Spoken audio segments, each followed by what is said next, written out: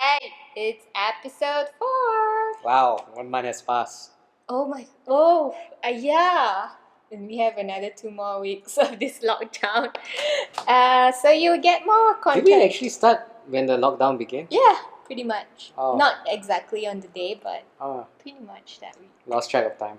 Yeah, and I actually kind of get why YouTubers get burnt out as well. Like every week you push out content, but then throughout the week things happen, da da da. And I have a few ideas, but I was just like, we're both really tired. Can we just have a sit down and chat? So that's what this episode's gonna be. And cue theme song, please, Mr. Musician.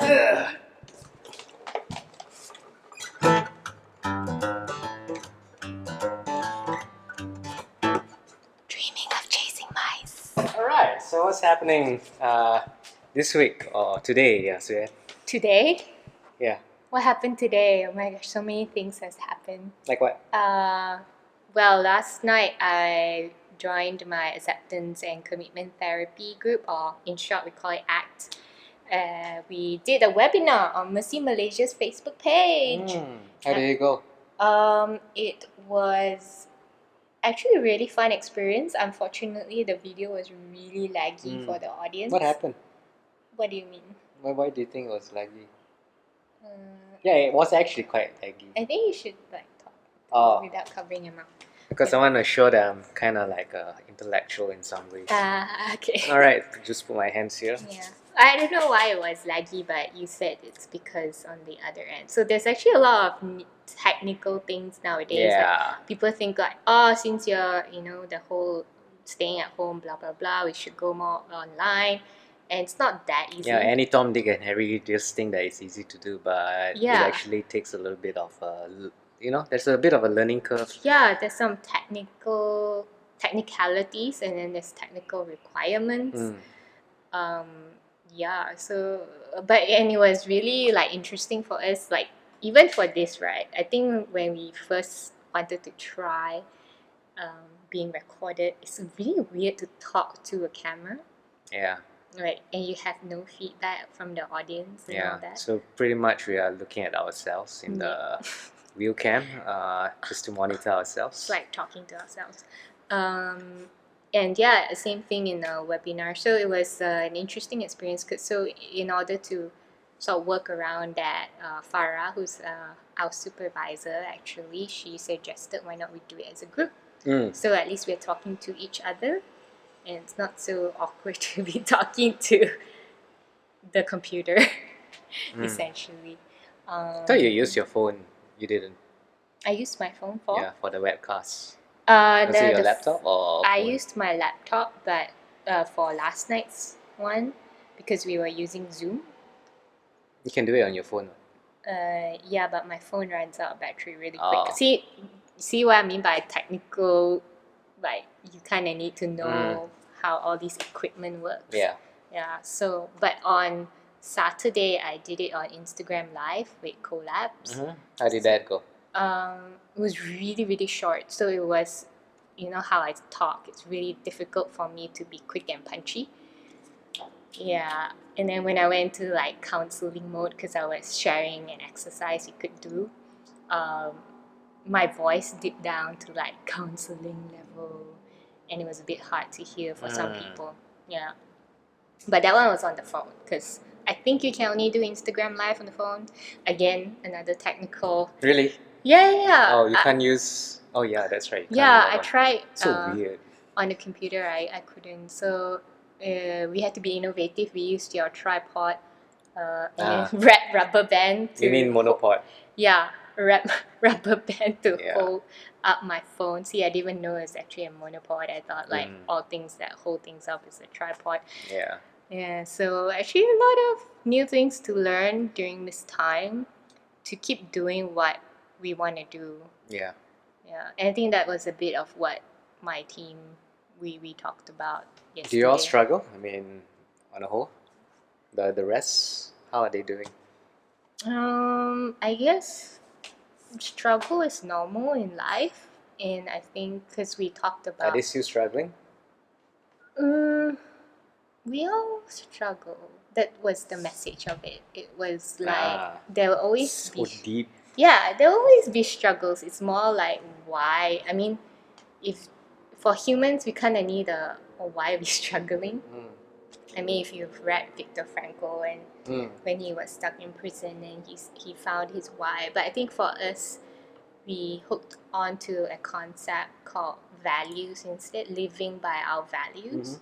So no matter what struggle you're in or no matter what you're doing, are you being that kind of person you want to be? So even though it's difficult to learn all this technology and all that, Don't make excuses for yourself. yeah, and maybe like what's important for me is always to reach out to people. Like what I value is well, one way to call it is like contribution or connection. So that this is weird and difficult, struggle come out ideas, struggle with technical equipment, but as long as I know I'm doing this for what I want, then yeah. But of course, throughout it, also just to be very compassionate to oneself. Yeah. Like there will be struggles, and it's okay to feel stressed, tired, like you are now.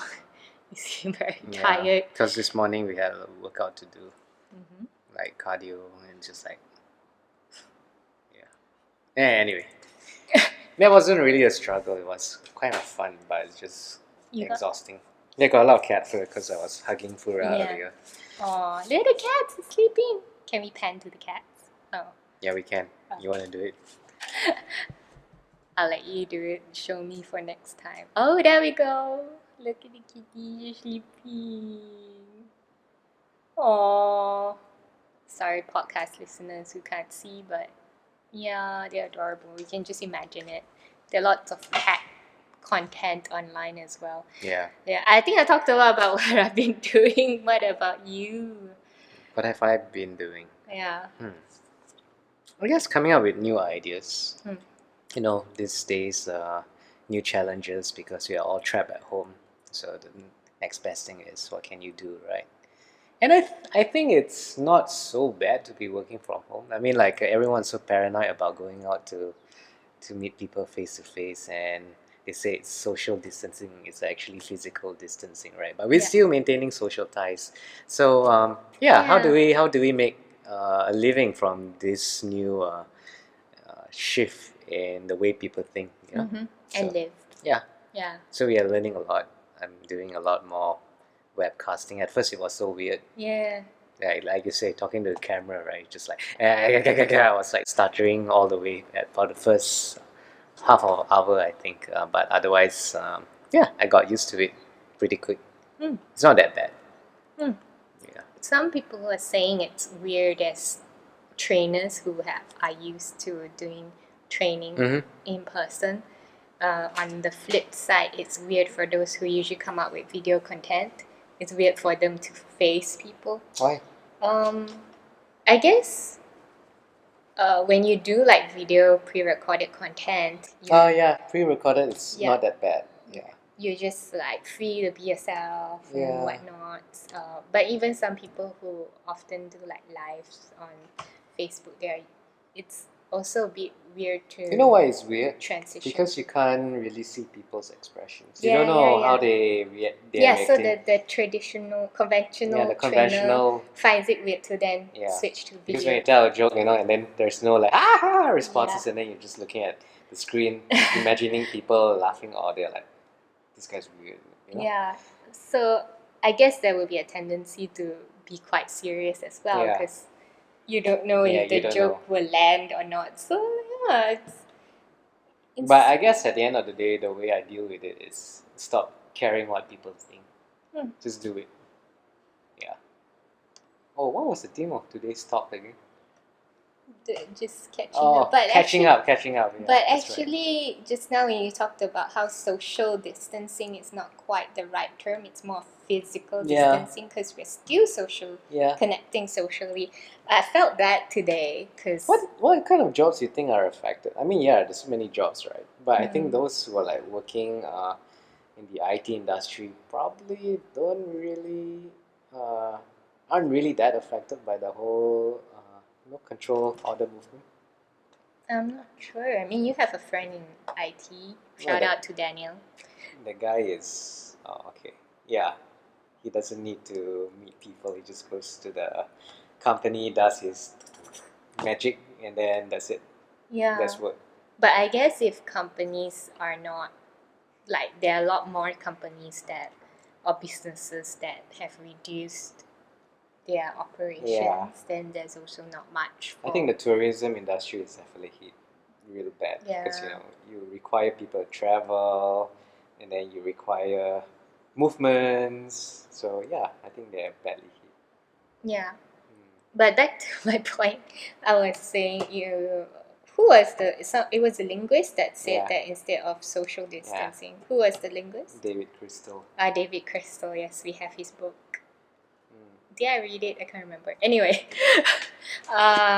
yeah, so he said it's more accurately termed as physical distancing, which I find is true because, like, even just today, I felt like I was socially connecting to, like, new friends or new people that are engaging in activities that I find really interesting, like yoga, art.